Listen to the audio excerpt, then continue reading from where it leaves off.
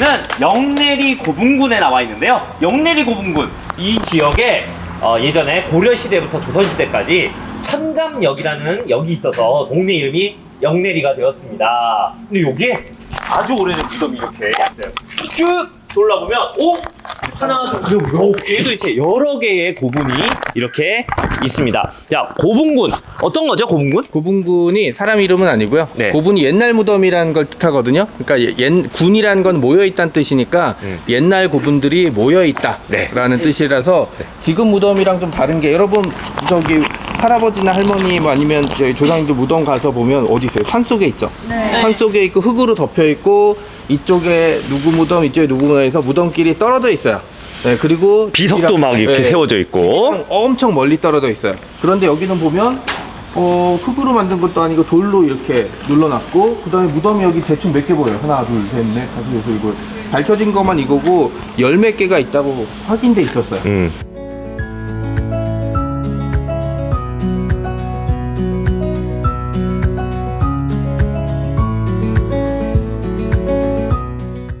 지금은 따로따로 산속에 여러 개 흙으로 덮어놨는데, 옛날에는 돌로 따닥따닥 붙여놨고, 여기 보면은 지금 수련원, 옛날 학교고 평지고 도로 옆이잖아요.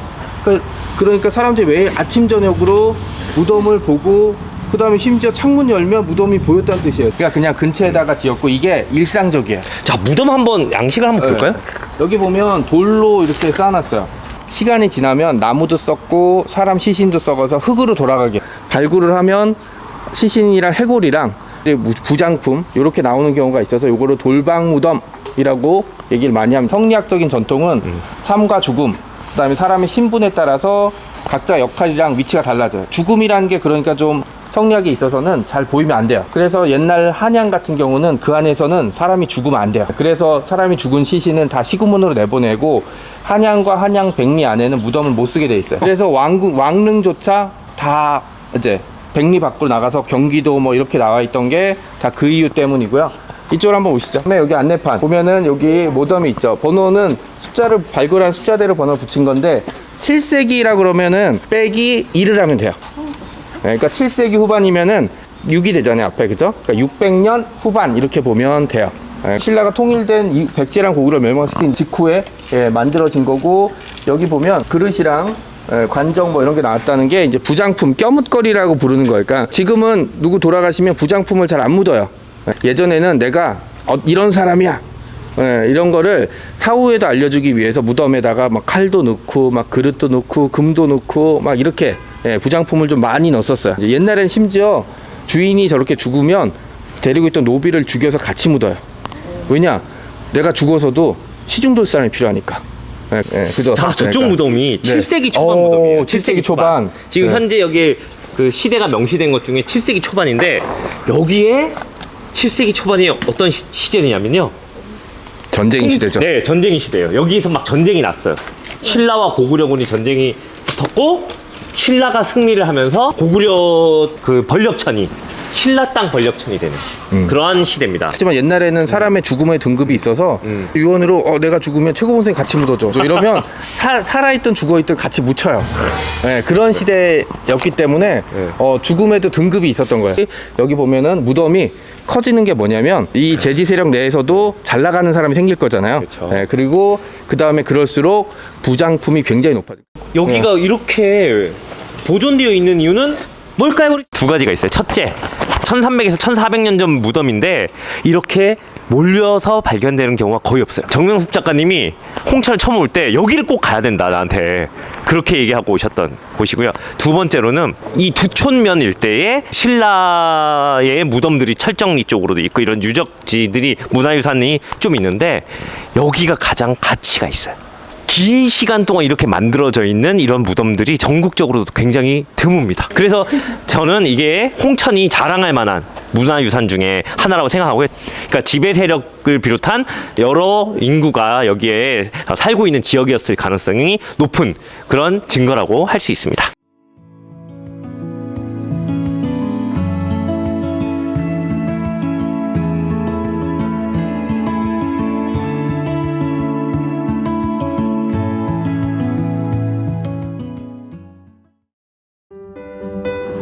영내리 고분군은 삼국시대 격동의 한가운데에서 정치적 통합을 보인 흔적입니다.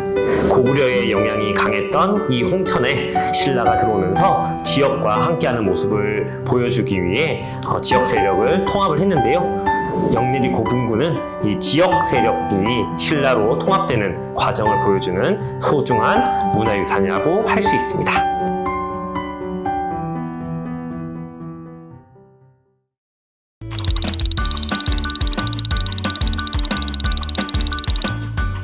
홍천의 역사문화유산을 찾아서 이곳은 홍천 내촌면 물걸리에 있는 물걸리 사지입니다. 지금 제가 서 있는 이곳에는 무려 보물이 5점, 이 좁은 땅에서 발굴된 곳이 문화재가 무려 5점이나 있는 곳입니다. 굉장히 드문 곳인데요. 저 울타리를 기준으로 좁은 공간만 발굴이 된 상태고요. 저 뒤는 아직 발굴이 못 됐는데도 굉장히 많은 문화유산이 나왔습니다. 저기 가보시면 기와 파편이라든지 그렇죠. 이런 것들이 아직도 많이 남아 있습니다. 근데 이 절이 통일신라 정도의 네, 조성된 걸로 지금 되어 있는데요. 이 절 굉장히 규모가 컸을 걸로 지금 추정이 되죠. 국보 다음급의 이제 문화재를 보물이라고 하고요. 저는 좀 놀란 게 이 지역에 보물이 5개가 한꺼번에 나왔어요. 저 뒤는 발굴도 안 했는데 삼국시대에는 종교와 정치를 분리시키지 못했어요. 왜냐? 신라시대 왕 중에 법흥왕 이런 사람 있잖아요. 종교를 통해서 국가를 통합하려고 했었고요. 삼국시대에 각 국가가 중앙 통치 체제에 어느 정도 완비된 거를 중에 하나가 불교의 공인이었어요. 맞아요. 네, 그래서 백제, 고구려, 그 다음에 마지막에 신라였었는데 신라 사람 성향이 지금 우리나라 사람이랑 좀 비슷한 것 같아요. 이제 좀 싫어하는 건 잘 안 하는데 한번 받아들이고 화끈하게 받아들여요. 네, 그래서 받아들일 때 제일 늦고 저항도 제일 심했는데 일단 받아들인 다음엔 굉장히 잘 써먹어요.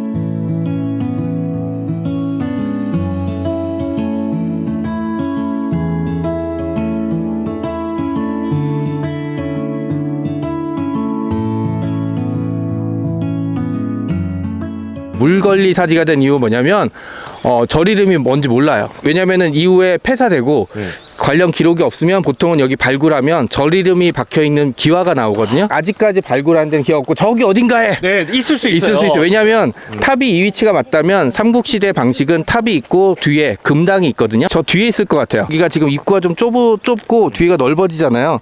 저 뒤에 어딘가에 금당이랑 아니면 본사찰 뭐 이런 게 있을 텐데 여기에 기와가 있겠죠. 나온다는 얘기는 중요 건물이라는 그렇죠. 얘기죠. 네. 군청이나 뭐 이런 몇 맞습니다. 군데에서만 쓸 수 있는. 그러니까 거기다가 사찰이 이 정도로 크다는 얘기는 중앙에서 지은 거고 서라벌에서 지은 거고 그 다음에 단순히 사찰을 지은 게 아니라 여기가 관청 역할도 같이 했었어요. 신라가 지었던 사찰 위치를 보면 사실 전쟁 날 때 군대가 이동하거나 보급기지나 이런 전진기지를 사용이 굉장히 좋은 거거든요. 이 정도 규모면 굉장히 많은 그렇죠. 스님들이 수백 명이 있었을 거예요. 네. 그러면 뭘 먹고 살았을까요? 밥을 먹고 살았겠죠. 네. 자, 그 밥을 이렇게 충분히 먹고 살려면 이 지역의 경제력이 그렇죠. 굉장히 좋았다는. 왜냐면은 뜻이잖아요. 사찰 자체는 중앙에서 막 자재나 이런 인원을 보내서 지어줄 수 있지만 유지하는 건 이 지역의 경제력이 유지해야 되거든요. 그러니까 스님이나 그 절에 딸린 노비들이 수백 명 있다고 치면 이 사람들을 먹여 살릴 만한 경제력은 이 지역에서 나왔다는 거니까 어떻게 보면은 이 지역이 대규모 사찰을 유지할 수 있을 정도로 가치가 있는 땅이고 그다음에 경제력도 충분히 받쳐줄 수 있다는 땅이니까 이 경제력의 중심지가 우리가 알고 있는 홍천이 아니라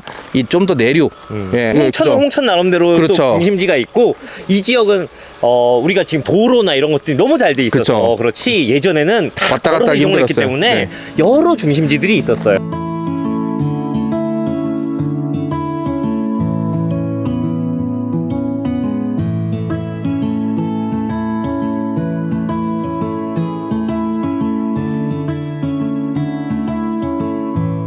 자, 영내리 고분군은 600년대 초반부터 이렇게 나오잖아요. 네네. 그리고 나서 요거는 그거보다는 한 200년 정도는 그렇죠. 뒤 네. 통일신라 후기. 네. 예. 그러니까 우리 영내리 고분군 같은 경우는 삼국시대로 분류가 되고 여기는 남북국 시대 통일신라의 네. 문화유산이 되겠습니다. 그렇죠. 이게 한 1200년? 1200년이 넘어.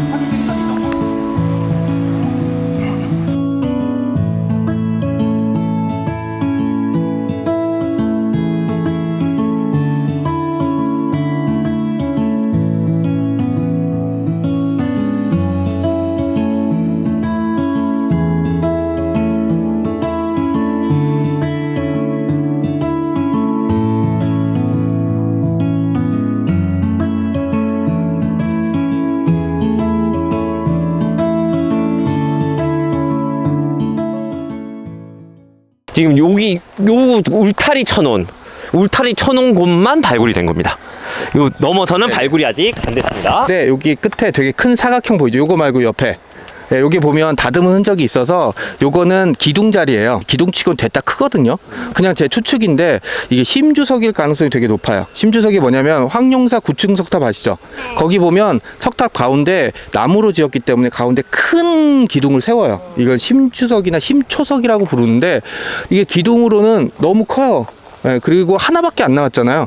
만약에 기둥이면은 적어도 한 건물에 비슷한 네 네 개는 개는 나와요. 있어야 되거든요. 네. 근데 저거 하나밖에 없고 비슷한 크기조차 잘 없어요. 저 뒤쪽에 어쩌면 황룡사 구축 석탑 같이 큰 목탑 건물이 있고 그 목탑 뒤에 그 있을 점. 왜냐하면 황룡사 구축 목탑도 원래 황룡사 먼저 짓고 나중에 구축 목탑을 지은 거거든요. 공간만 있으면 지을 수 있기 때문에 이거 볼 때마다 계속 그 생각이 좀 들고 있어요. 이거는 기둥이고 옆에 문이랑 기와 기와는 아까도 얘기했지. 기와는 동료 건축물의 말이야. 근데 저기 막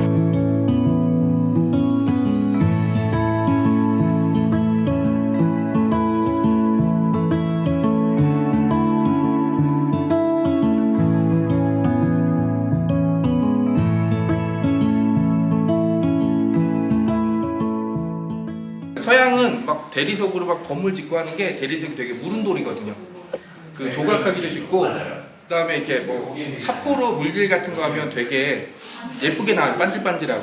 근데 이제 이런 우리나라 땅에 나온 석회암이나 화강암은 건들기 정말 어렵거든요. 도구도 지금처럼 좋진 않았을 거 아니에요. 연화문이랑 구름 문양 있잖아요. 이게 지금 한 5분의 1 정도밖에 안 될 거예요. 이런 게 5개나 발굴됐다면 이 절의 크기나 규모가 사실 어마어마하다는 걸 좀 볼 수 있고요. 석조 대사도 앞에다가 석조 불상 같은 게 하나 있다는 뜻이거든요. 연구자들은 보면 딱 이 크기 보면 아 이게 어느 정도구나. 부여 쪽에 있는 사찰 보면 국사라고 부른 정도의 사찰이 되게 크거든요. 거기 가면 이 정도 그 석불이 있으면 금당이 되게 컸다는 얘기거든요. 지금 요거는 그냥 전시용으로 딱 맞춰서 한 거고 요거보다 몇 배는 큰 금당이 저쪽 어딘가에 이제 존재했다는 얘기가 되고.